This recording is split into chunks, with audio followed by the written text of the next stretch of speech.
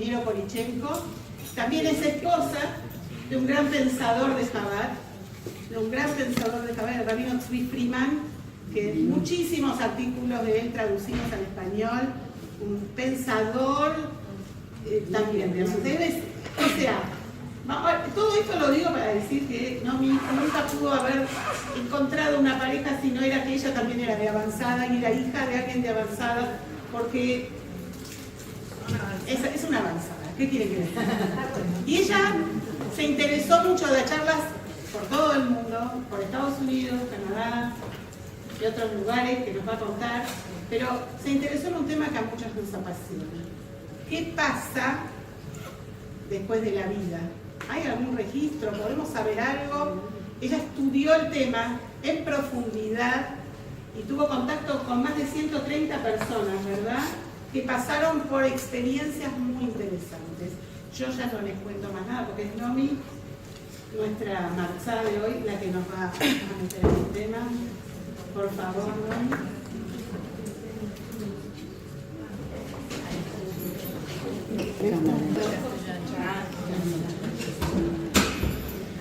Buenas noches, ¿cuántas caras? Buenas noches. Buenas noches. Algunas que conocía y es un gusto de estar con todos ustedes. Bajé del avión esta mañana y anduve corriendo hoy, pero a ver si me acuerdo de nada. Oye, pónganse los cinturones de seguridad que vamos a hacer un viaje a un lugar que aún no han visitado antes. Cuando yo era chiquita, tenía muchos libros de historias y había un libro de cuento en el que una persona se le conceden 3 deseos. ¿Alguien se acuerda de un libro que a alguien se le conceden 3 deseos? Una historia que a alguien se le conceden 3 deseos. ¿Alguna vez pensaron si alguien te da 3 deseos, qué es lo que vas a pedir? Ahora lo voy a cambiar un poquito. Imagínense que alguien te concede cualquier cosa que quieras, 3 deseos, pero son de información, son de conocimiento, no son cosas, son ideas, pero te prometen que esos 3 deseos, esas 3 preguntas que vas a preguntar, que te van a dar la respuesta, es 1000% la verdad y vas a saber con seguridad que así es, ¿ok? Entonces, ¿qué pedirías? Ayúdenme con una amén.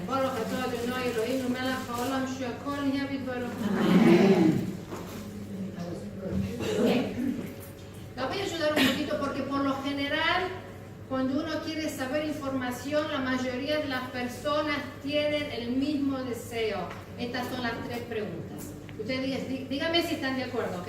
Pregunta número 1. La mayoría de la gente quiere saber si realmente Dios existe. No importa cuán religiosa sea, en la profundidad del corazón, todas las personas quieren saber si realmente Dios existe. Pregunta número 1. Pregunta número 2. ¿Cuál es el propósito de la vida? Ok, veo que hay gente que haciendo. Pregunta número 3. Hay algo después. ¿Cuál es la mejor y más segura inversión a largo plazo? Ok, ahí tenemos las 3 preguntas. Personas que tuvieron experiencia de vida después de la vida recibieron respuesta a estas 3 preguntas, no en algo que leyeron en un libro o que alguien les contó, sino en su experiencia personal. Ellos estuvieron presentes en un lugar en el que la presencia de Dios es abierta y revelada y obvia, tan obvia como es que acá hay un pedazo de madera delante nuestro. Y el propósito de la vida, que es también lo que es la mejor inversión, no hablamos en inversión financiera ahora, sino en inversión de nuestro tiempo y nuestro esfuerzo.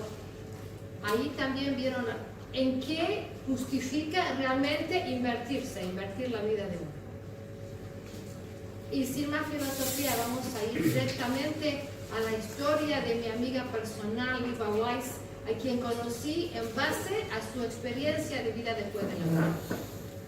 Entonces Liba me cuenta lo que le pasó. Ella estaba en una pileta de natación y quería tirarse, subió la escalera, ¿cómo se dice?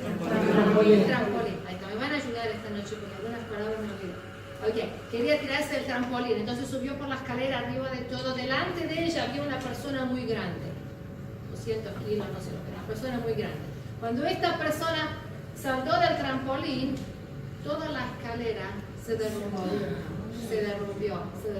y Liva, que estaba arriba de todo, pero en la parte de arriba de la escalera, se cayó hacia el costado, alrededor de la pileta, donde el piso era de cemento, como 5 metros de altura, qué sé yo lo que era. Y se rompió la cabeza y se murió. Y años después me contó lo que le pasó cuando estaba muerta, porque volvió a la vida. ¿Qué le pasó? Me dice, de pronto me encuentro que estoy como flotando en el aire,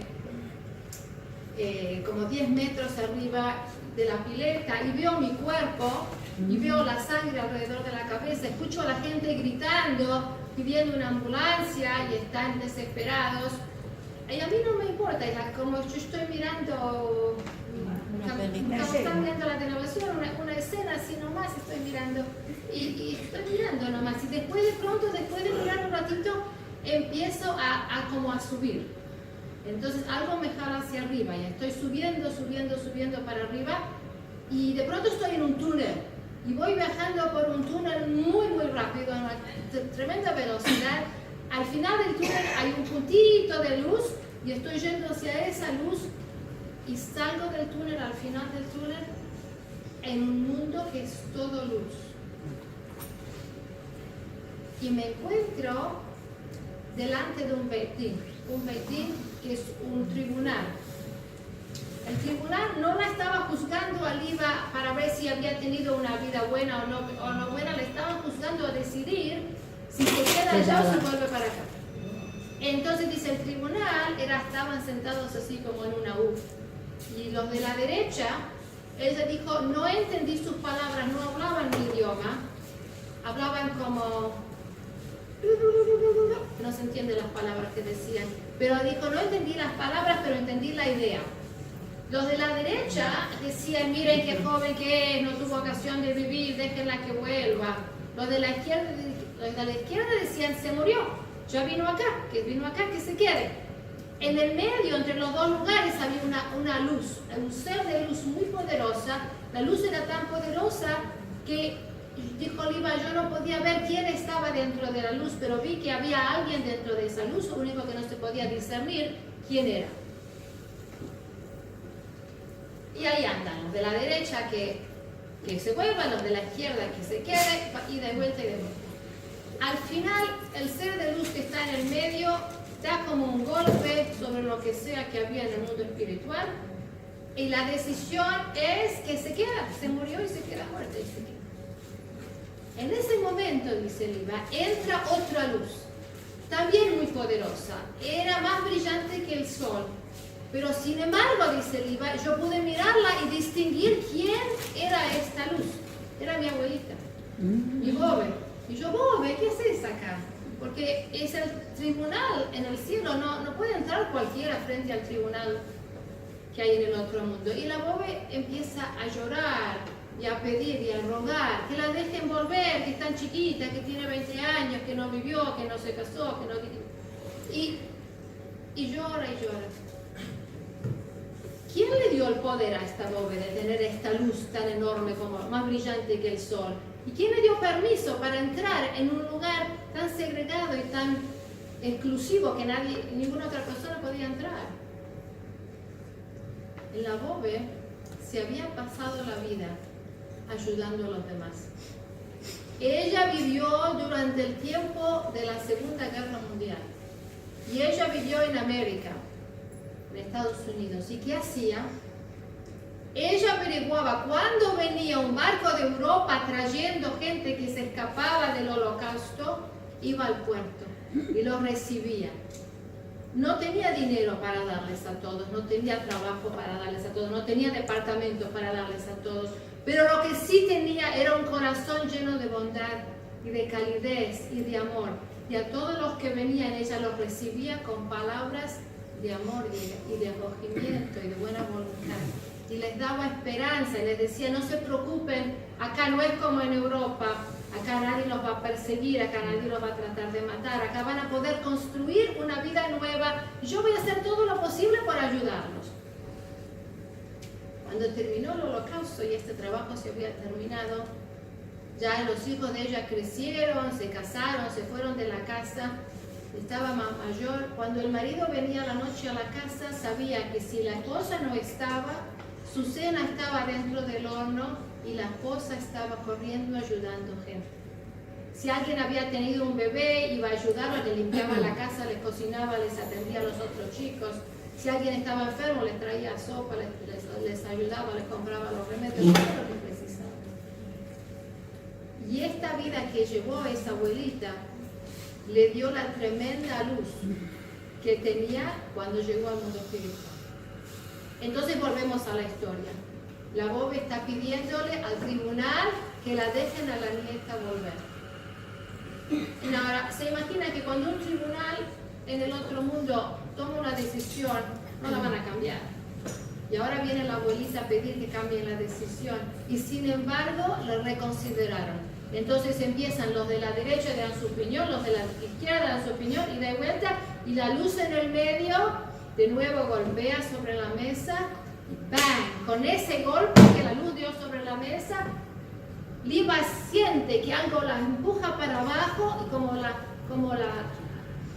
traga, como si fuera un aspirador aspirando un puntito de polvo. Y la lleva para abajo y baja, baja, baja y de pronto abre los ojos adentro de su cuerpo de nuevo en el hospital y los médicos le están cosiendo la cabeza. Bueno, terminaban de coserle la cabeza. Hoy en día esta señora Liba, que hoy en día es abuela, es la persona que es una personificación de la bondad. Igual que la abuelita, igual que esa pobre, corre a ayudar a los demás, porque ella entendió en su experiencia por qué la abuela tenía esa tremenda luz y qué es lo que es importante en esta vida, en qué hay que invertir nuestro tiempo, nuestro esfuerzo y nuestras emociones. Una historia similar encontré con otra mujer, que no una persona que yo conozco, pero leí su historia, y esta señora tuvo una enfermedad, falleció y se fue al otro mundo, y encontró al llegar al otro mundo que había muchas otras almas que también estaban allí con ella, y ella mira y ve que todas las almas tienen luz, pero la luz no es igual en todas las almas. Unas almas tienen más luz, otras almas tienen menos, otras son deslumbrantes como la abuelita de Liba y otras tienen poquita luz, y ella inmediatamente pensó, ¿cuánta luz tengo yo? Y se miró a sí misma y después contó, en ese momento yo pensé, ojalá tuviera más luz. Y entendió que la luz se adquiere con los actos de bondad y ayuda al prójimo y con los actos de amor. Y pidió volver a la vida para poder cambiar su vida y dedicarse más a ayudar a los demás en vez de pensar constantemente en sí misma. Y eso es lo que la gente que tuvo experiencias cercanas a la muerte, ese es su cambio principal, que en vez de enfocarse en sí mismos y en qué quiero y qué preciso, etcétera, etcétera, ¿cómo puedo servir al prójimo?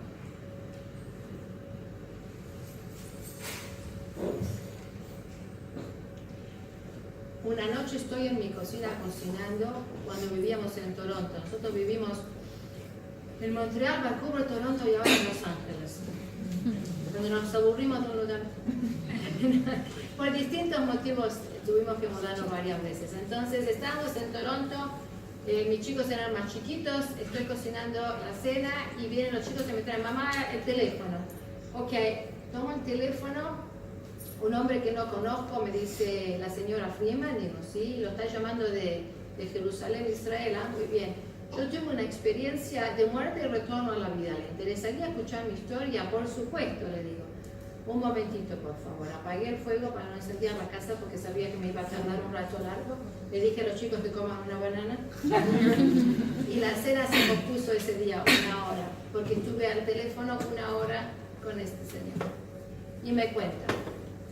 Él es un americano de New York que de adolescente se fue a estudiar en una escuela de Israel.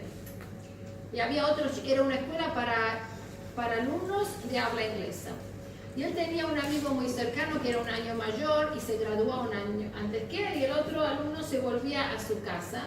Y él, este señor que me cuenta la historia, lo vamos a llamar Eli, porque Liva me dijo no hay problema, podés compartir mi nombre y todos mis detalles. Este señor me dijo esto es muy privado, que nadie sepa quién soy, ni dónde vivo, ni de qué me ocupo, ni quién es mi familia. Ok, entonces lo vamos a llamar Eli, porque Eli es un nombre cortito y sirve para contar una historia. Entonces Eli me dice que él estaba en el aeropuerto con los otros chicos adolescentes, los que pedían a este que se iba, y de pronto hay un anuncio en los altoparlantes que todos los vuelos están cancelados porque era en medio de la guerra de Yom Kippur, en los años 1970 y pico. Entonces todos estos chicos de la secundaria dicen, bueno, igual no hay clases, nos quedamos en el aeropuerto hasta que él se vaya. Él dice, yo no me voy a mi casa, me voy a quedar a ver cuándo se va mi vuelo. Entonces se quedan todos en el aeropuerto, tenían guitarras y bombos para hacer reverie. Y estaban tocando música, como hacen los adolescentes, molestar a todos los demás, y están pasando bien. Y este hombre, Eli, tenía en ese momento 17 años. Y él dice, yo empecé a caminar, ida y vuelta, porque digo, estoy cansado, no me quiero dormir. Porque si me duermo me voy a perder cuando mi amigo se va. Yo quiero darle un abrazo en el momento en que se va el avión. Entonces ando ida y vuelta como un león enjaulado. Y otro muchacho viene y me dice, Eli, ¿qué te pasa? Le digo, no me quiero dormir, por eso ando ida y vuelta. Dice, no te preocupes, yo tengo acá unas píldoras, te las voy a dar. Son píldoras para dieta, que ayudan a adelgazar, pero también tienen mucha cafeína y muchas, qué sé yo, otras cosas, todo mezclado, un lindo cóctel. Y te las podés tomar y te van a mantener muy despierto. Muchas gracias, dice él, y que no tiene idea lo que está por tomar. Y se toma 2 píldoras y realmente a los pocos minutos estuvo realmente bien despierto y no es problema. Ok, pasan unas horas y de nuevo se empieza a cansar. Entonces dice, me estoy quedando dormido. No hay problema, mi amigo me dio un frasquito, lo tengo acá en el bolsillo, saca el frasquito, toma 2 píldoras más, ya que estoy despierto de nuevo. Este vuelo se pospuso 2 días y medio y él no quería dormir. Entonces, con la gran conciencia de una inmadurez de un muchacho de 17 años, cada tantas horas se toma 2 píldoras más. Hoy en día estas píldoras son ilegales. Pero, sí. Anfetamina mezclada con mucha cafeína. Bueno, entonces pasan 2 días así, píldoras y píldoras. Y él dice, después de 2 días de tomar píldoras cada tantas horas, ya no me sentía muy bien. Pero en verdad me sentía bastante mal. Entonces digo de pronto, bueno, me voy a sentar para descansar un poco en una silla. Y me siento en una silla y de pronto me doy cuenta que no puedo respirar. Algo así. Y no me entra nada. Y quiero gritar para que mis amigos llamen una ambulancia. Pero cuando uno no tiene aire, no puede hablar, menos gritar. No le salió nada de la boca. Y dice, lo próximo que me acuerdo que pasó después de esto, estoy al lado del techo. Estoy al lado del techo, arriba y al costado de todos mis amigos, y estoy mirando a todos mis amigos sentados en las sillas. Y en una de las sillas hay un cuerpo que parece dormido y me resulta muy familiar. Es mi cuerpo. Digo, hoy, estoy en un lío ahora. Y de pronto todo se pone oscuro. Now, esta parte de la oscuridad no es típica de las experiencias cercanas a la muerte, porque él sintió temor en la oscuridad, lo cual no es típico. Y dice, ¿y ahora qué hago? La oscuridad era oscuridad densa, como se cuenta en la historia de Egipto, de las plagas de Egipto, que la oscuridad era densa y se podía tocar. ¿Y ahora qué hago en esta oscuridad? ¿A dónde voy? Entonces dice, me acordé que cuando estaba en segundo grado, 10 años atrás, tenía un maestro que era un rabino y que me enseñó que si alguna vez estamos en una situación muy difícil y precisamos mucha ayuda, que digamos Baruch Shem que vamos a ajustar el Olam Bae. Entonces digo esas palabras de nuevo y de nuevo, sin boca, porque estaba fuera de mi cuerpo, con mi espíritu estoy diciendo esas palabras, Baruch Shem que vamos a ajustar el Olam Bae, de nuevo, y de pronto al final de toda esa oscuridad veo una lucecita. y empiezo a moverme a toda velocidad, a esa luz que me atraía muchísimo. Estoy volando directo hacia esa luz y salgo de la oscuridad y estoy en un mundo de luz. Un mundo maravilloso de luz y felicidad y paz. Totalmente cambiado del mundo con tensión, estrés y preocupaciones en que estaba acostumbrado a vivir. Un mundo donde no existe nada más que el amor, la felicidad, la tranquilidad y la paz. Y me encuentro enfrente de una presencia que es lo que la gente que tuvo el lujo, la suerte de tener esta parte de la experiencia llaman la luz que vive y ama. Es como una luz, un ser de luz, pero es un ser de luz infinito. Y que él dijo, me di cuenta que era la presencia divina, la Shekhinah. Y enfrente de esta luz sentí una sensación de felicidad tan grande que es imposible describir con palabras en nuestro idioma, porque no tenemos vocabulario para describir en nuestro vocabulario, con nuestras palabras, lo que hay en el otro mundo. Entonces me dijo, si quieres entender cómo era, te cuento así. Imagínate todos los eventos en tu vida en que sentiste mucha felicidad.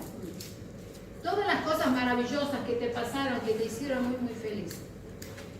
Y de pronto suma todo eso. Suma toda la felicidad que tuviste toda la vida. Y hace un paquete grande de felicidad, multiplícalo por 1.000.000. Toda la felicidad de tu vida, multiplicala por 1.000.000. Eso es lo que yo sentí cuando estuve enfrente a esta luz viviente que me daba tanto amor infinito e incondicional, que entendí es la luz de la Shekhinah, la presencia de Dios. Y no sé cuánto tiempo estuve ahí, porque en el otro mundo no hay relojes, no hay tiempo, no sale el sol a la mañana y se pone en la noche, no hay tiempo nada más, pero hay una cierta secuencia en cómo suceden los eventos. Entonces dice, no sé cuánto estuve allá, pero de pronto me fui, no estoy más allá, estoy en otro lugar, no sé cómo llegué ahí tampoco, y me encuentro con otras almas que nunca vi en mi vida, pero las reconocí. Supe enseguida quiénes eran. Eran mis abuelos que habían sido mártires del Holocausto, que habían fallecido en el Holocausto. Y aunque nunca los vi en mi vida, ni siquiera su foto, porque no quedaba nada, supe quiénes son. Y ellos me dieron tanto amor, y yo le di amor a ellos, y tuvimos esa experiencia compartida de felicidad, de, bienvenido, acá estamos para vos. Y tampoco sé cuánto tiempo estuve allá, y de pronto estoy en un tercer lugar, y tampoco sé cómo llegué allí, pero de pronto estoy en un tercer lugar, y el tercer lugar es como tuvo Liva, el Baitín. Y me están juzgando, pero me hicieron sentir muy cómodo.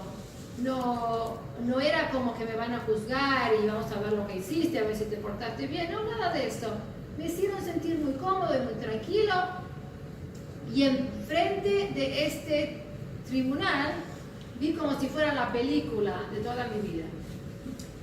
Esta parte de la experiencia cercana de la muerte que la gente tiene se llama el repaso de la vida. Y es muy importante porque cambia totalmente a las personas. ¿Qué sucede? Me cuenta Eli, vi todo lo que yo había hecho y todas las cosas que habían sucedido en mi vida, pero en cada evento sentí todas las emociones que había sentido antes, y esta vez sentí las emociones también de todas las personas con quien tuve contacto en mi vida. Sentí cómo cada acción mía había afectado a los demás. Cada vez que hice algo para ayudar al prójimo, sentí la felicidad que yo les causé.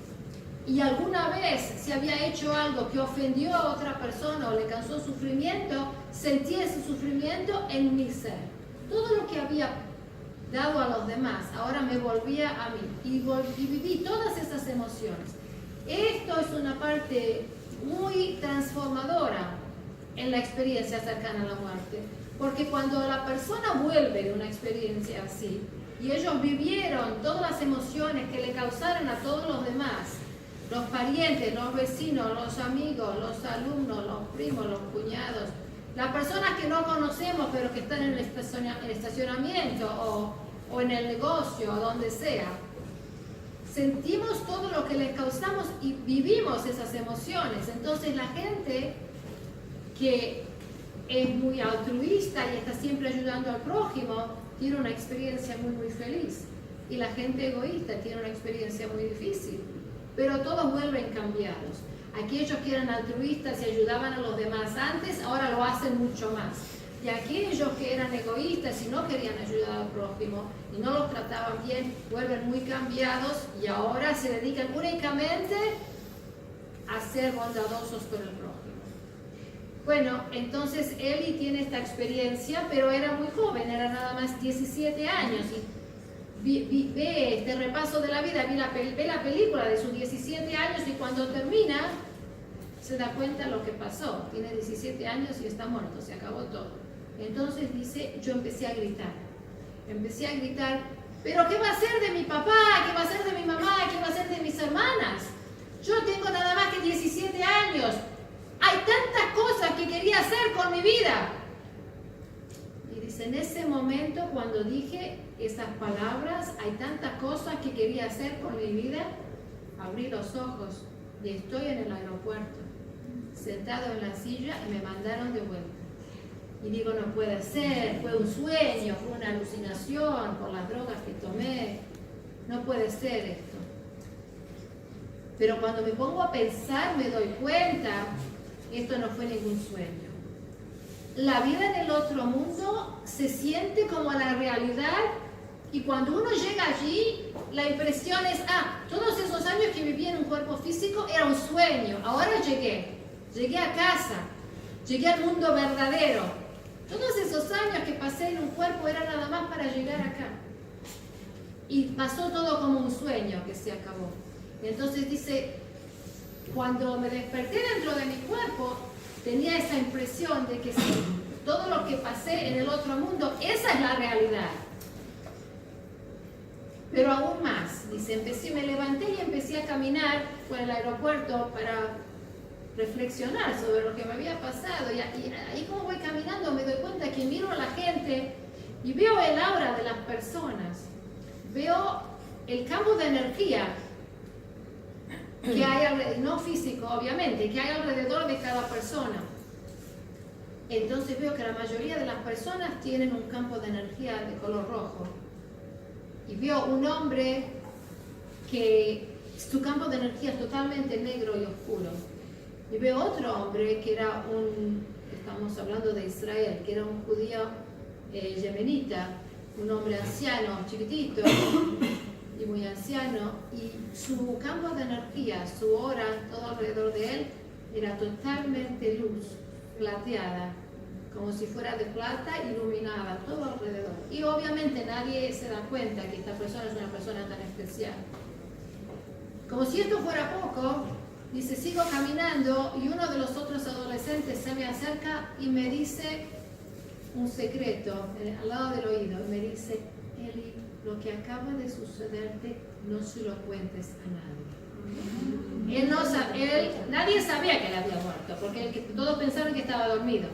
Y el otro viene y le dice, Eli, lo que acaba de sucederte, no se lo cuentes a nadie. Tal vez dentro de muchos años, pero ahora, no lo cuentes. Y no sabemos cómo está esta otra persona.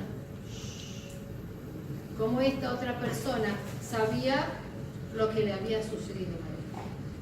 Pero pasaron los años y él dice, el día que me llamó, me cuenta que el día anterior su socio de trabajo tuvo un paro cardíaco y se murió.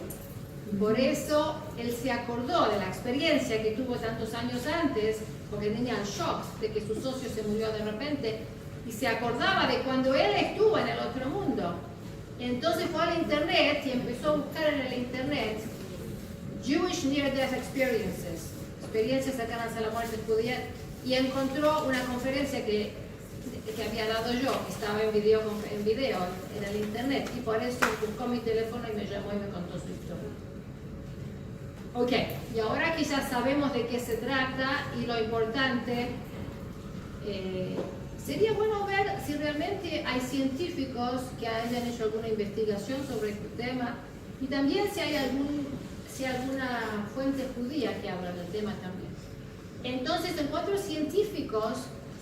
En el año 1975, el doctor Raymond Moody publicó su primer libro sobre el tema con el título Vida después de la vida, Life After Life, doctor Raymond Moody. Él entrevistó 100 personas que habían tenido una experiencia de muerte clínica con experiencia del otro mundo y de volver.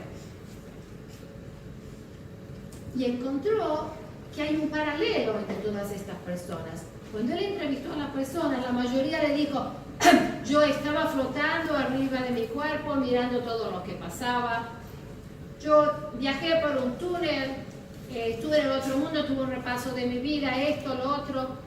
El 90% de los casos la experiencia es muy similar. Y después del túnel y de todo eso, la experiencia, digamos, se bifurca, se abre, y distintas personas cuentan distintas cosas. Otra parte muy importante y muy común en la experiencia cercana a la muerte es que las personas cuentan: cuando estaba en el túnel o cuando salí del túnel y llegué al otro lado, me encontré con mis abuelos, con quien sea, gente que conocía, que allá había fallecido antes, en su espíritu, y ellos me señalaban con las manos y me decían: volvete, no es tu momento. Volvete, no es tu momento. Lo cual indica algo muy importante, que es que cada persona tiene un momento exacto cuando es el momento que tienen que irse de acá para allá. Y que nadie se va ni antes ni después. Y que todas estas personas que tuvieron la experiencia le dijeron: volvete, no es tu momento, eran porque obviamente eran demasiado jóvenes para la experiencia. Tienen designado la cantidad de años, meses, días y minutos que van a vivir. En algunos casos se puede conseguir una extensión, pero es bastante inusual. Entonces, el libro del doctor Raymond Moody es muy interesante, y esto fue publicado en 1975. Casi 20 años después, dos cardiólogos que tenían mucho interés en este tema, y los cardiólogos son los que más posibilidad tienen de investigar, porque son los médicos que más pacientes muertos tienen. Entonces, estos dos cardiólogos hicieron la misma investigación durante los años 1990. Lo que pasa es que la mayoría de la gente que tenía estas experiencias años atrás, y cuando volvían, contaban al cónyuge, a los médicos, a la familia: yo pasé por un túnel y fui a otro mundo y había una luz y estos seres de luz. Decían: shh, no digas nada, van a pensar que estás loco. Y la familia y los amigos le decían: no vayas a hablar de esto, todo el mundo va a pensar que estás loco, y se lo callaban. Cuando estos médicos empezaron la investigación, le decían a los pacientes: quisiéramos saber si cuando estuvo inconsciente o muerto por el paro cardíaco, si cuando volvió a la realidad, se acuerda algo que le pasó, porque estamos haciendo una investigación y cualquier cosa que nos diga está bien, lo vamos a aceptar. Entonces, cuando tuvieron esa actitud distinta, la gente empezó a hablar. Entonces, el doctor Pim van Lommel, en Holanda, en Europa, hizo esta investigación con 300 pacientes durante un año entero. A 300 pacientes que habían tenido paro cardíaco y estuvieron sin función del corazón por 1, 2, 3 minutos, lo que fuera, hasta que los resucitaron. 1 o 2 días después que fueron resucitados, este doctor cardiólogo los visitaba y les hacía todas las preguntas. Y encontró lo mismo, que hablaban del túnel y de los parientes y del repaso de la vida y todo lo mismo. Y unos años después, el doctor Michael Savon, en Atlanta, Georgia, en Estados Unidos, hizo la misma investigación, y aunque era otro continente, con otro tipo de personas, tuvo los mismos resultados y escuchó los mismos reportes de sus pacientes. Él investigó con 200... entonces el doctor Tim Van Gommel investigó 300 pacientes, de los cuales 41 dijeron que se acuerdan una experiencia en el otro mundo, y los demás no. Y el doctor Michael Sabon dijo que él entrevistó 250 pacientes, de los cuales más de 50 recordaban una experiencia. O sea que, digamos, de toda esta gente que estuvo clínicamente muerta, solamente, digamos, un 15 al 20% tuvo una experiencia que nos pudieron contar después. Encontramos en los libros judíos, en el Talmud, encontramos también una historia similar. Se cuenta en la Gemara Pesachim, en la página 50, está la historia de Rabbi Yossi, el hijo de Rabbi Yoshua ben Levi. Y Rabbi Yossi estaba muy enfermo, y el padre de Rabbi Yoshua ben Levi estaba sentado al lado de la cama de su hijo enfermo. Y Rabbi Yossi falleció. Y el padre se dio cuenta que él ya no respiraba más. En esos días, para ver si alguien había fallecido, le ponían una pequeña pluma al lado de la nariz. A ver si la persona respiraba, la pluma se iba a mover. Que no se puede tocar a una persona cuando está falleciendo. Entonces, el padre vio que el hijo había muerto, Rabbi Yoshua vio que el hijo había muerto, y pasaron unos minutos y el hijo volvió a la vida y abrió los ojos. Y el padre, obviamente, se alegró mucho, y también el padre le dijo: Mamá, ¿qué viste cuando estuviste en el otro mundo? Ya que estuviste muerto y volviste, quisiéramos saber qué experiencia tuviste, de qué se trata, qué viste. Y él le contestó: vi un mundo al revés.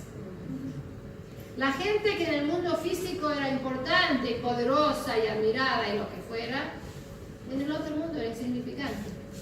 Y gente que era muy humilde en este mundo, en el otro mundo por ahí eran de lo más importantes. Porque en este mundo que se valora la fama y el poder y el dinero, y en el otro mundo que se valora el conocimiento, los actos de bien y la ayuda al prójimo. Entonces, los que tienen mucho valor aquí no necesariamente tienen mucho valor allá. En algunas excepciones sí, se puede encontrar una persona que tiene mucho valor en ambos mundos, pero no es la regla, es la excepción. Y también, dijo Rabbi Yossi, también escuché una voz en ese mundo al revés.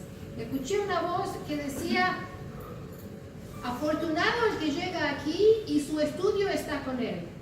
Quiere decir que se dedicó a estudiar Torah y lo trajo con él.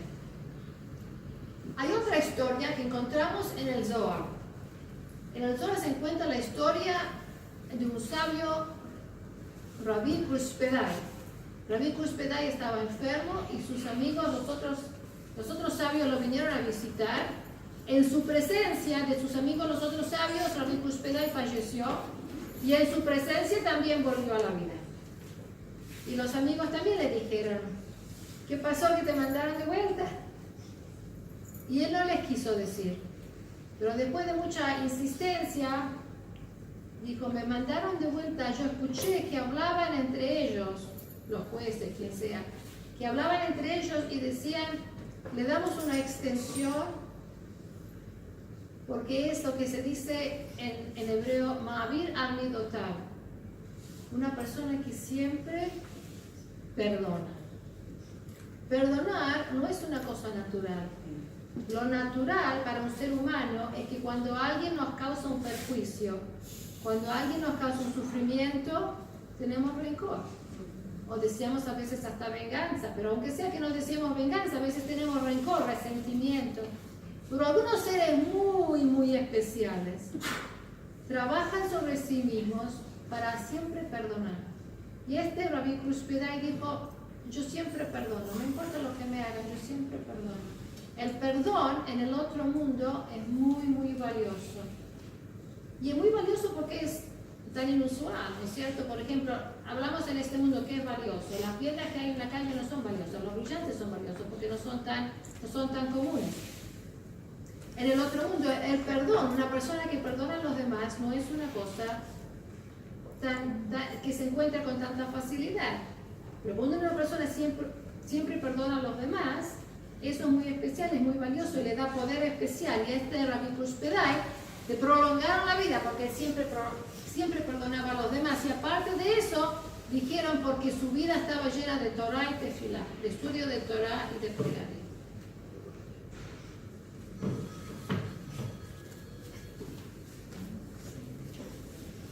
Hay muchas ideas fascinantes que se aprenden de estas historias y quiero comentar un par más antes de comentar una historia personal.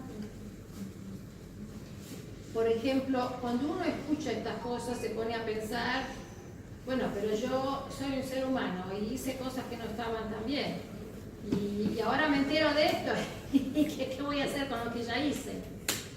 Tengo una historia muy excepcional de una mujer que estuvo en el otro mundo y vio lo que había pasado. Esta mujer tuvo una experiencia de pronto sentirse muy mal, de pronto no sé lo que le pasó, pero de pronto se murió. Y dice, llega al otro mundo y en vez de ver la película de su vida, en el repaso de su vida, dice, me encuentro con un hombre viejito con una larga barba blanca y este hombre tiene un libro en la mano. Y yo intuitivamente me doy cuenta que este libro es la historia de mi vida. De nuevo, esto es inusual porque la mayoría de las personas ven la película con el repaso de su vida y esta mujer ve que hay un libro donde su vida está escrita como si fuera una novela. Entonces, en el otro mundo la comunicación no es con palabras, porque no hay boca para hablar, es mente a mente, es telepática, la comunicación es telepática. Entonces, la mujer dice, yo pienso al hombre, podría yo mirar ese libro, que lo quiero mirar, que sé que es mi vida. Y el hombre me da el libro, y yo lo abro, y veo que son páginas blancas escritas con tinta dorada.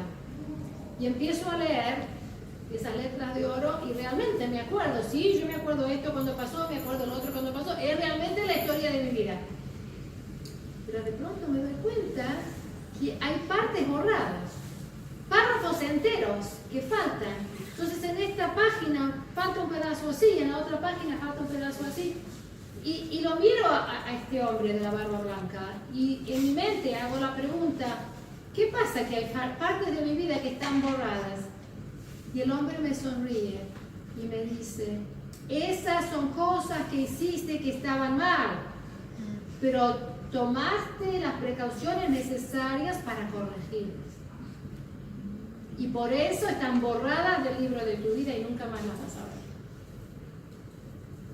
Entonces quiere decir que cuando ella se dio cuenta que hizo una cosa que no debiera haber hecho, hizo lo que se llama teshuvah, y dijo, esto no lo voy a hacer más. De ahora en adelante, si antes ofendía a la gente, ahora lo voy a tratar bien. Si antes mentía, ahora voy a decir la verdad. Si antes esto, ahora voy a hacer así. Y al corregir lo que había hecho antes, queda borrado de su vida. Otra cosa importante que encontré unos años atrás, pocos años atrás, un rabino de Estados Unidos, el rabino Gajzinski, tuvo un paro cardíaco. Y me acuerdo que estábamos todos rezando por él. Estaba muy mal, tuvo un paro cardíaco en Hanukkah. Lo llamaron a la ambulancia, lo llevaron al hospital y estuvo sin función cardíaca por 40 minutos. Eso nunca pasa, porque cuando pasan 10, 15, 20 minutos como máximo, los médicos ya no siguen tratando de resucitar al paciente, porque saben que ya se acabó. Ahora, ¿por qué siguieron los médicos tratando por tanto tiempo? Uno de los médicos en el grupo que se ocupaba de él era un amigo cercano de la familia. Y él dijo, yo no tenía cara para ir a ver a la familia y decirles que él había fallecido. Entonces seguimos insistiendo por una cantidad de tiempo irracional. 40 minutos. 40 minutos este hombre estuvo muerto hasta que se volvió a la vida. Y esta es una persona que tenía un amigo muy cercano que le contó. Al principio, cuando él lo resucitaron, obviamente al principio estaba muy enfermo, no podía hablar con nadie. Después le contó al hijo lo que le pasó y le dijo al hijo, no le digas a nadie. Esto es secreto, nada más que vos. Después le empezó a contar a la familia, después le empezó a contar a los amigos, después la gente empezó a contar a los demás y así salió el secreto a la luz. ¿Qué pasó cuando él fue al otro mundo? él lo vino a buscar un ángel, lo cual también es frecuente en las experiencias cercanas a la muerte. Mucha gente viene un ángel a buscarlos. Vino un ángel a buscarlo y le dijo, yo soy el Malach Mijael, yo soy este ángel Mijael, vengo a cortarte al otro mundo. Ah, bueno, dale. Entonces se va este rabino con el ángel y suben al otro mundo.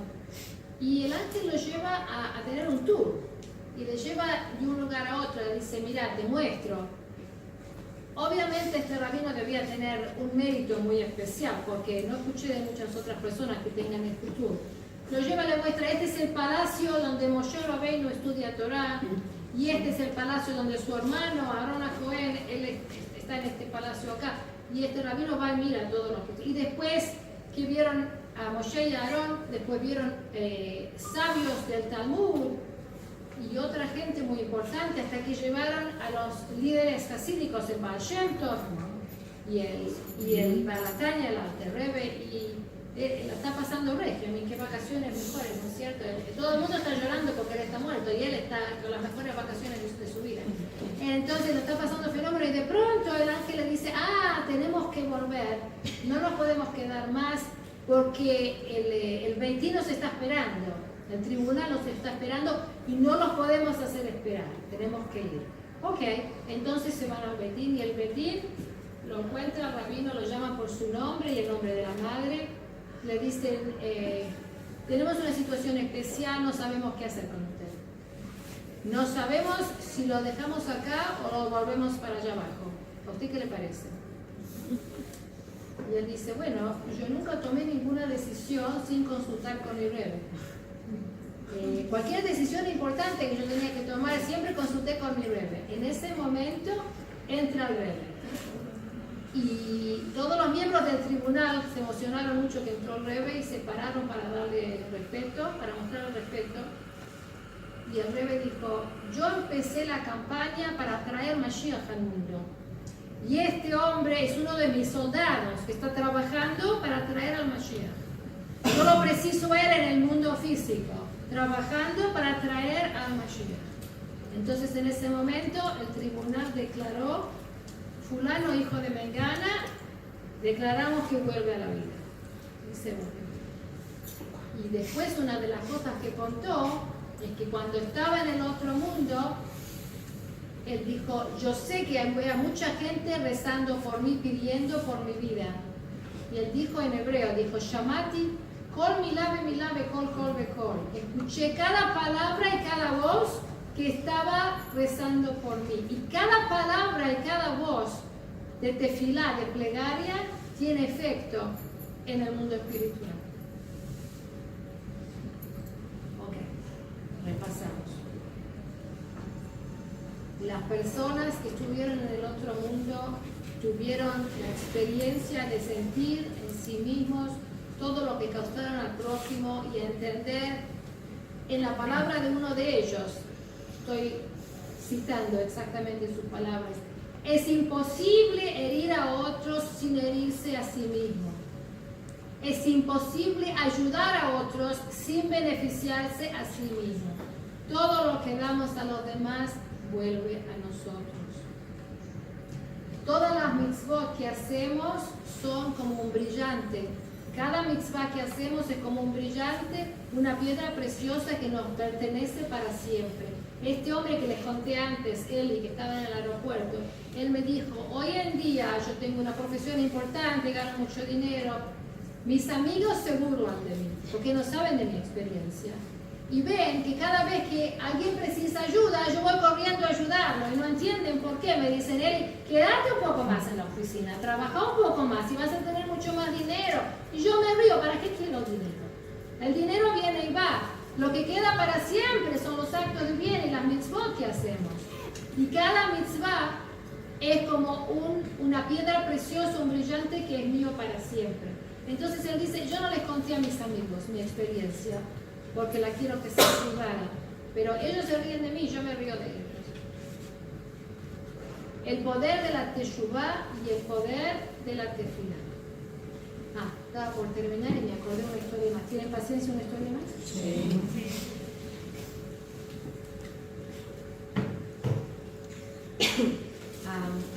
Shaliach de Chabad, que era originalmente de Toronto, y se mudó a Israel y abrió un centro de Chabad en Rehovot.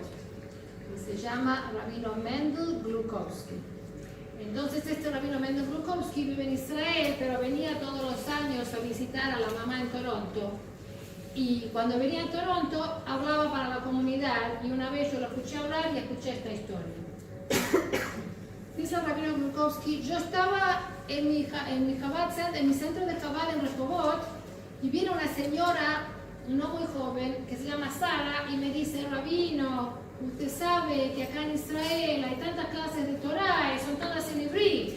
Y yo me mudé de Estados Unidos a Israel a una edad un poquito avanzada y me cuesta mucho el ivrit y no entiendo. ¿No podría, usted habla inglés, no podría dar un shiur de Torah en inglés?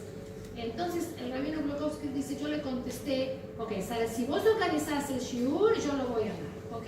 Fenómeno. Entonces Sara dice, me puse al teléfono, empecé a llamar a toda la gente que conozco, que habla inglés, que vive en el área. Tenemos la clase de Torah en inglés. Todas las semanas, los lunes a las 7:30 tenemos la clase de Torah. Y esto sucedió durante varios años. De pronto, un día después de varios años, viene Sara y le dice, Rabino Glukovsky, me vine a despedir. ¿Qué pasa, Sara? Dice, bueno, ya estoy un poco mayor, no puedo vivir sola. Preciso mudarme de donde está mi hijo. Entonces voy a ir a vivir con mi hijo, voy a tener que ir a Tel Aviv. No puedo estar más en las clases de usted, pero le quiero agradecer mucho por todo lo que hizo con nosotros. Ah, bueno, Sara, la vamos a extrañar mucho. Ok, que le vaya bien. Pasan 2 años. Ok, el rabino está siempre muy ocupado. Un día le suena al teléfono. En hebreo. Este es el Rabino Glukovsky, sí. ¿Se acuerda de Sara, fulana de tal? Sí, sí, cómo no. Bueno, yo soy el hijo. Ah, ¿cómo está tu mamá? El hombre en el teléfono le cuenta al Rabino Glukovsky que el día anterior, no, 2 días antes, la mamá tuvo, no sé si, ¿cómo se dice stroke en español? Okay. El caso es que estuvo 2 días inconsciente en el hospital. Y hoy, después de 2 días de estar inconsciente, ganó conocimiento, abrió los ojos. Lo primero que dice es, ¿dónde está el Rabino Glukovsky? Entonces, Rabino, por favor, ¿puede venir a ver a mi mamá? Los doctores dicen que no tiene ya mucho. Ok, entonces el Rabino le habla a la secretaria, le dice, cancelame todos los compromisos para esta tarde, me voy a Tel Aviv. Sale corriendo, se va al coche, maneja a Tel Aviv, llega a Tel Aviv, va al hospital, entra a la pieza de esta mujer, la señora muy mayor, muy débil, apenas puede hablar, pero cuando entra el Rabino Glukovsky se le ilumina la cara, se pone a sonreír. Ah, Rabino, muchas gracias por venir. Y el Rabino le dice, Sara, ¿cómo te sentís? Y Sara dice, ¿qué importa cómo me sienta? Dice, en estos 2 días, que no sé si le contaron que estuve así, en estos 2 días ya fui al otro lado y volví. Ya estuve en el otro mundo y volví. Cuando estaba en el otro mundo, me mostraron mi corona. Tengo una corona en el otro mundo. En el centro de la corona hay una gran piedra preciosa que es lo central de la corona. Esa piedra central en mi corona es la clase de Torah de los lunes a la noche. Lo llamé Rabino para pedirle, por favor, siga dando la clase de Torah de los lunes a la noche que yo empecé. Wow, ahora Rabino casi se muere. Él nunca había escuchado una experiencia así de una persona que había ido al otro mundo y volvió y nos cuenta lo que le pasó allá. Estaba muy impresionado Rabino y cuando pudo por fin hablar y decir algo, le dijo, bueno, Sara, sí. Mientras venga la gente, yo sigo dando la clase de Torah. Y se fue. Y esa misma tarde falleció la señora. Y nos dejó un mensaje increíble. El poder de una clase de Torah. Que ella ni siquiera la estaba enseñando, nada más que llamaba a las otras personas para que vengan, para que haya una clase de Torah. Ahora termino con mi experiencia personal, porque siempre que hablo la gente quiere saber si yo tuve una experiencia. Entonces yo no tuve este mismo tipo de experiencia, pero lo que pasó es que cuando mi papá falleció, era una forma muy inesperada. Yo estaba viviendo en Vancouver, tuve un bebé, mis padres vinieron a visitarme, mi papá tuvo el bebé en brazos el día del Brit Milá, al día siguiente se enfermó, tenía apendicitis, pero no lo diagnosticaron bien, tenía el apéndice en el medio, en el costado, una serie de complicaciones, estuvo como una semana, estuvo como 10 días en el hospital con antibióticos por intravenosa, pero lo que realmente precisaba era una cirugía. Cuando por fin le hicieron la cirugía, era un viernes, y al día siguiente, inmediatamente después de Shabbat, falleció. Entonces era totalmente inesperado, porque me imaginé que estuvo enfermo, pero no pensé que se iba a morir. Y yo era hija única con un hermano varón solo, ninguna otra, no tengo hermanas, tengo un solo hermano. Entonces era muy cercana con mi papá, y además que falleció tan pronto, no estaba preparada para esto, y tampoco sentí como que no había tenido ocasión de despedirme, porque sucedió de esa manera tan inesperada. Entonces, cuando fue el Shloshim, 30 días después que falleció, y fuimos al cementerio, me quedé al lado de su tumba cuando todos se fueron, y le dije algo que hoy en día sé que no debiera haberlo hecho, pero en ese momento no sabía. Le dije, papá, si es posible y si te permiten arriba, yo quisiera volver a verte. Hoy sé que eso no se debe hacer, porque cuando el alma se fue de este mundo al otro mundo, hay que dejarla descansar, no hacerla venir a hacer el viaje y todo el trabajo que tiene ese viaje para volver al mundo físico. Pero en ese momento no sabía. Entonces así le pedí. Y yo sabía muchas historias de sueños, gente que había tenido un sueño y en el sueño vieron una abuela, un padre, una madre que venía en el sueño, les daba un mensaje. ¿Sí? Entonces pensé, mi papá va a venir, si viene, lo voy a ver en un sueño y quiero que me diga, estoy bien, el otro mundo es muy lindo, todo eso. Esto fue muchos años atrás, antes que yo empiece los estudios sobre experiencias de muerte clínica, que es mucho más reciente.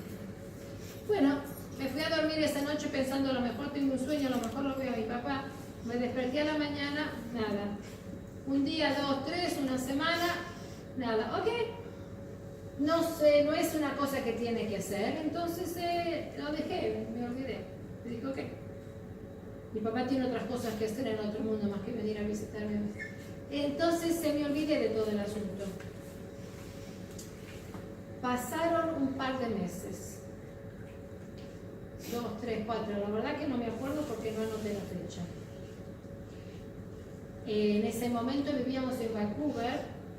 Y la comunidad de Chabad de Vancouver trajo al rabino Raichik, el rabino Shmuel David Raichik, que es el rabino anterior en California, ahora es su hijo, es el rabino Raichik, el rabino Raichik anterior, lo trajeron para que hable para nuestra comunidad.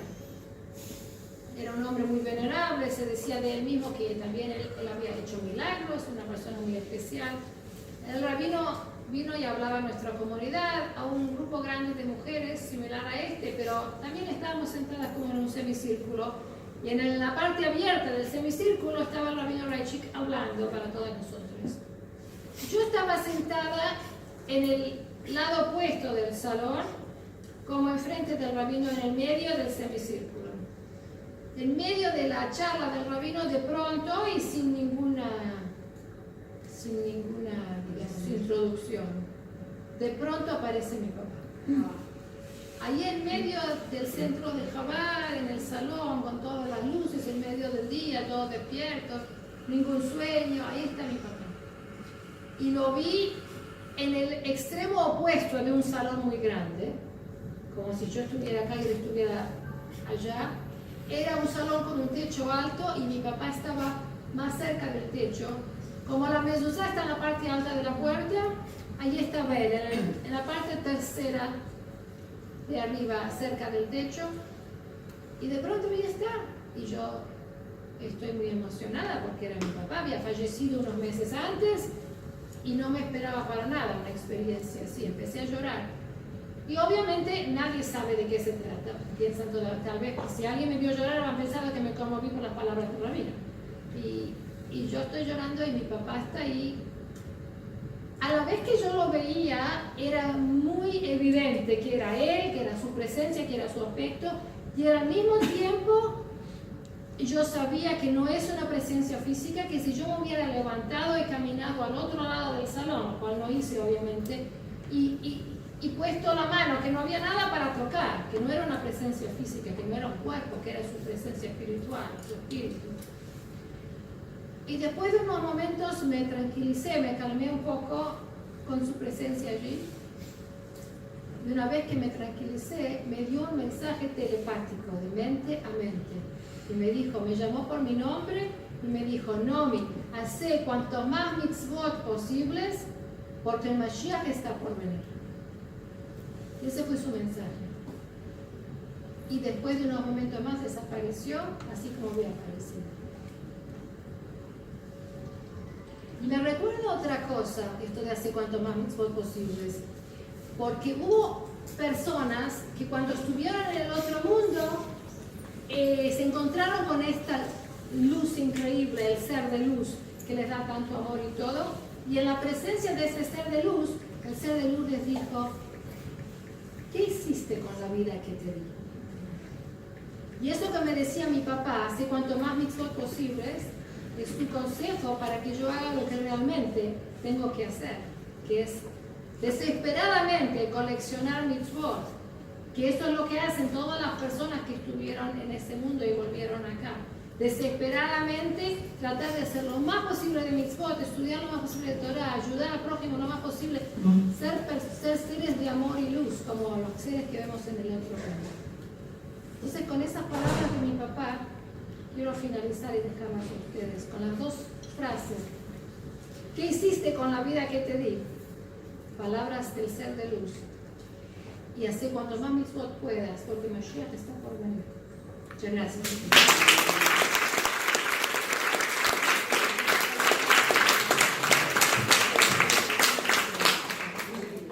Ahora, para acordarme de todos ustedes, antes de las preguntas, si hay preguntas, con mucho gusto, les quiero sacar una foto. Porque tanto que estoy en Argentina, tantas caras. A ver.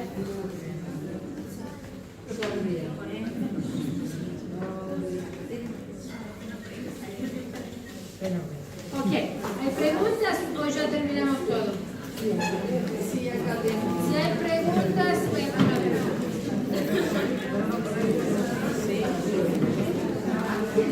¿Te comentó o alguien viste cuál fue la sensación del momento en que uno vuelve al cuerpo? Sí, muy desagradable. Vos sabés que yo pasé por algo, no sé si tan exactamente lo que vos contás, Sí. pero yo lo que sentí es que mi alma entraba por el oído. ¿Por el oído? Por el oído. Volvía a entrar al cuerpo, pero por el oído. Por eso nunca lo escuché de nadie y a mí me pasó así, por eso te preguntaba, porque no lo escuché de nadie. Distintas personas comentan una experiencia distinta. Algunos entraron por la parte de arriba de la cabeza, otros por el pecho, y otros dicen de pronto, la mayoría dice de pronto estoy en mi cuerpo y no sé cómo entré.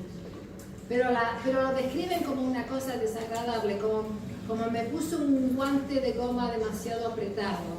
El cuerpo le queda al alma como demasiado apretado, como incómodo. Y después nos acostumbramos. Pero el momento en que el alma entra al cuerpo, es como, ¿en qué me metieron?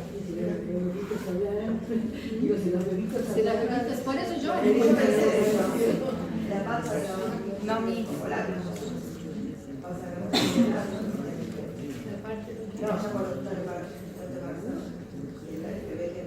ya está dentro de la sí. Perdón, la mayoría de la gente que digamos vive esa experiencia, ¿realmente es un ticún cuando vuelve? ¿Es un ticún cuando vuelve? Absolutamente, cambia su vida totalmente. La mayoría de los casos sí. La mayoría cambia su vida totalmente. Qué pena tener yo que creo pasar que por tenemos otra perspectiva sobre la muerte, sí. Es También. como que no se le tiene más miedo. Exacto, se le pierde de nuevo la Te muerte. relajas totalmente y no le tenés miedo. Y cuando vos vas a un shloishim o una despedida de gente, se llora más por el que queda que por el que se fue. Seguro. Así es. Porque Sí. por el que se fue se está contento. O sea, Sobre todo si tuvieron una buena vida. sí. Acá hay una pregunta. ¿Alguna similitud entre lo que se llama, lo que has contado, ¿no? De la vida después de... y con esos viajes que se dicen que a veces también puede uno ver el cuerpo como irse de Experiencia fuera del sí, cuerpo. fuera del cuerpo? Sí, hay similaridades, así es. Sí. Ah, Sí. Hay personas, hay, ni nada y Sí. después sí volver sí. en sí, sentir Hay como personas que mucho. practican meditación en un nivel muy, muy profundo y pueden, por medio de la meditación muy profunda, salir del cuerpo, sacar su conciencia fuera del cuerpo, pasear por donde quieran y volver al cuerpo. No es recomendable. No es recomendable. Porque no es recomendable porque no hay seguridad total de que la persona va a tener la habilidad de volver. Una pregunta, vos hiciste mención de que no es bueno tocar a la persona cuando se está yendo. Cuando una persona se está yendo, la persona que está al lado no sabe si se está yendo o no y quiere retenerla, obviamente. ¿Cómo es eso? Es un asunto de alajá.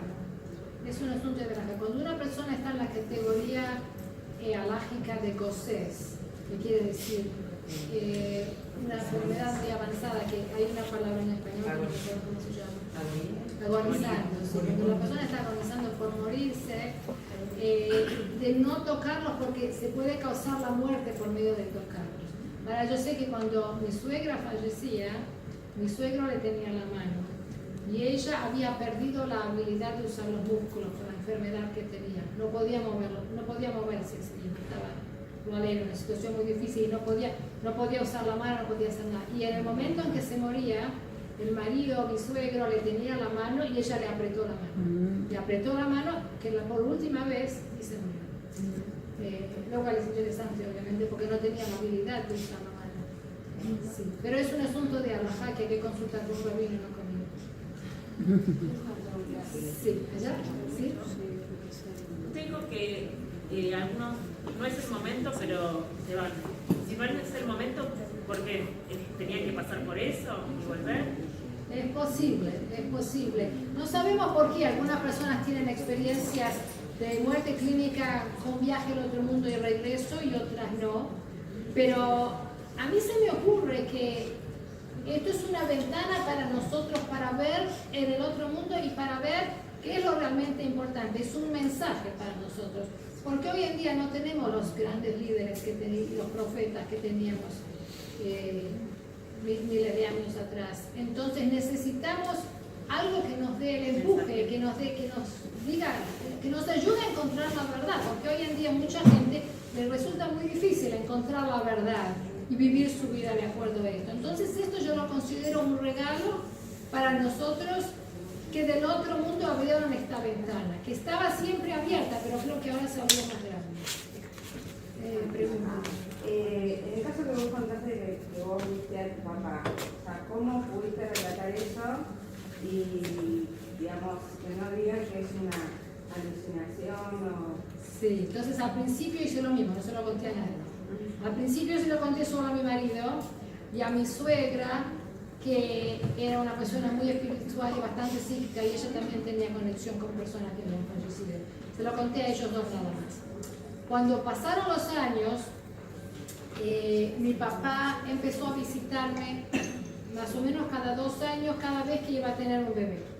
Entonces, cuando mi papá falleció, yo había recién tenido un bebé 1 año después. De pronto, una noche estaba en el dormitorio con la luz apagada, me iba a dormir, pero estaba 100% despierta, y lo vi a mi papá y estaba así muy serio, como Yom Kippur, digamos, así muy serio, y no dijo nada. No me dio ningún mensaje, como la primera vez me había dado mensaje, nada. Y 1 año después tuvo un bebé, que le di el nombre de la mamá de mi papá. Entonces me di cuenta que por eso él se me había aparecido para decirme que eso iba a suceder. Después que nació esta nena, pasó 1 año más, y de nuevo hubo un Shabbat que era Tisha B'Av, o sea que hubiera sido ayuno si no hubiera Shabbat, y obviamente comimos porque era Shabbat, y a la tarde me fui a mi cuarto a descansar, y me acosté en la cama, y la ventana estaba abierta, entraba mucha luz por la ventana, era 100% de día con mucha luz, estaba bien despierta, y de pronto de nuevo lo veo a mi papá, y me dice, buenas noticias.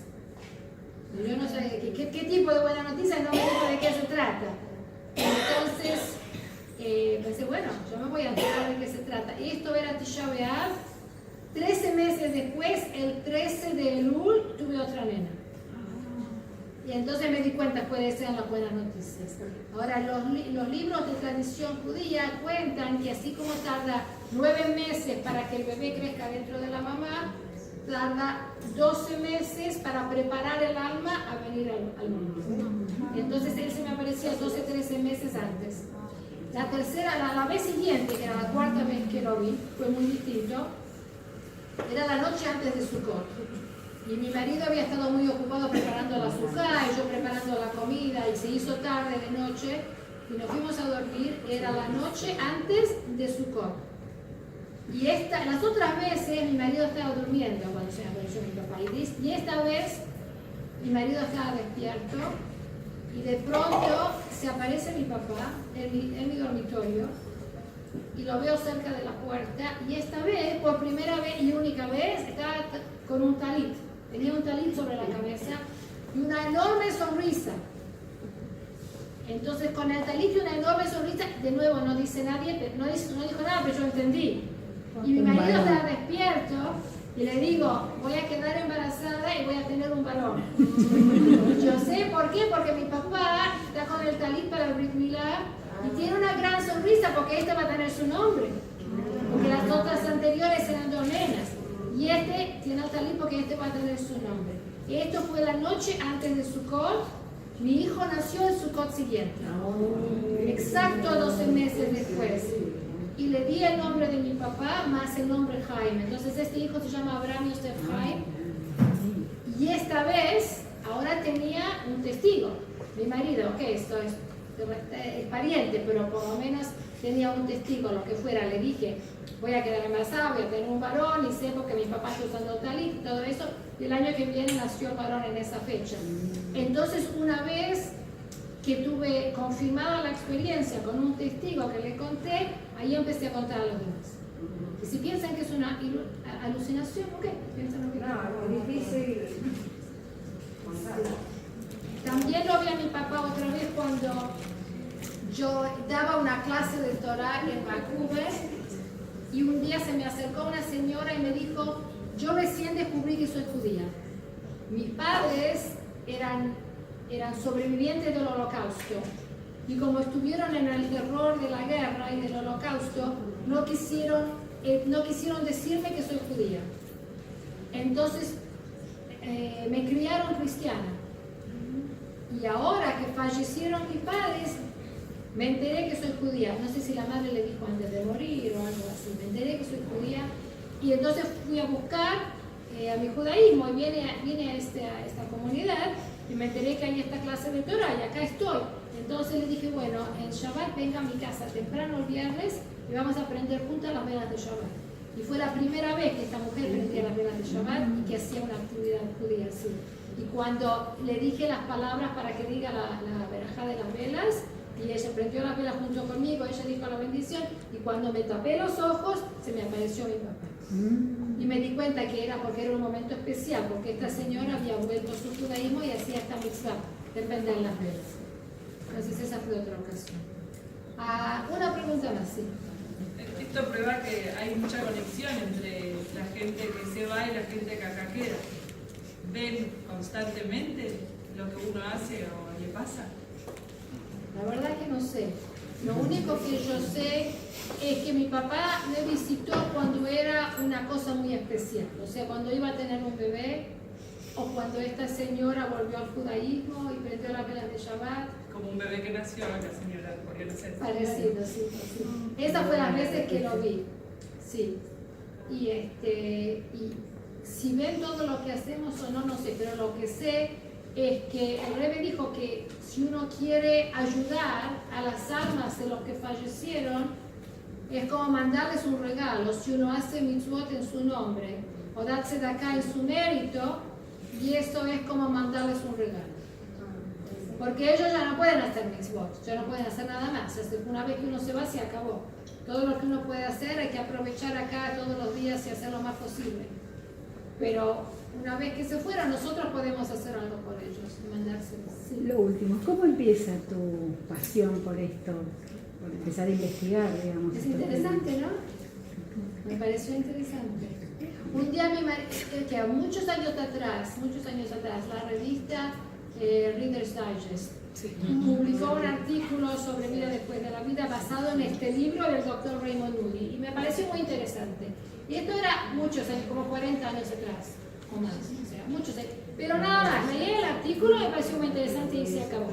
Pasaron otros 10 años más o menos y el New York Times publicó un artículo sobre este tema. También me pareció muy interesante y ahí quedó todo.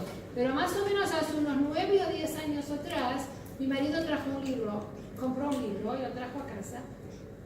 Y el libro era del doctor Bloch, el doctor Marvin Bloch, que era un profesor de filosofía que se hizo Baal Teshuvah con Chabad, y era un profesor de filosofía en la Universidad de London, Ontario.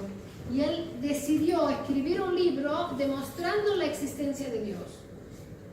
Y una tercera parte del libro de él habla de experiencias cercanas a la muerte. Entonces empecé a leer esos capítulos sobre las experiencias cercanas a la muerte y me fascinó. Y ahí fue que empecé a leer más y más y más. Y una vez que empecé a hablar en público, la gente me empezó a contar sus experiencias, o me llamaban, o me decían, yo tengo una amiga, conozco una persona, o me llamaron, y así me puse en contacto. Y se estima que aproximadamente 5% de las personas hoy en día tuvieron una experiencia de muerte con regreso. Así que cada vez que hablo un grupo grande, una persona, como acá tenemos una persona o dos vienen y me dicen, a mí me pasó esto y me pasó lo otro. Y ahí fue que hablé con más y más personas y se expandió. Ok, buenas noches.